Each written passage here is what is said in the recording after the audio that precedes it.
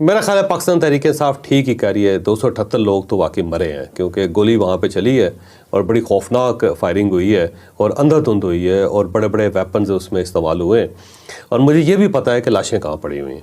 اور میرا خیال ہے گورنمنٹ کو چاہیے کہ وہاں سے جا کے لاشیں ریکور کر لے. پاکستان تحریک انصاف کو بھی چاہیے کہ وہاں جا کے ساری لاشیں گن لیں. وہ ساری لاشیں جو ہے نا وہ لطیف کھوسہ صاحب کے گھر میں پڑی ہوئی ہیں. انہوں نے اپنے پاس رکھی ہوئی ہیں اور قطار میں رکھی ہوئی ہیں اور کہہ رہے ہیں کہ آئیں آ کے گن لیں سارے. کیونکہ یہ اعلان تو انہوں نے خود ہی کیا ہے لطیف کھوسہ صاحب نے کہ 278 بندے. اب دیکھیں راؤنڈ فگر بھی نہیں ہے, 278 باقاعدہ ایسے جیسے گن کے رکھے ہیں انہوں نے.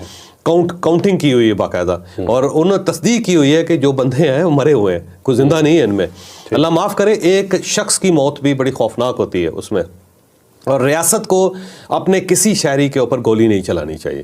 صرف ریاست ہوتی ہے, آپ کو پتہ ہے کہ ریاست کو اختیار ہوتا ہے کہ وہ کسی کو بھی مار سکتی ہے, کیونکہ قتل کا جو مجرم ہوتا ہے اسے ریاست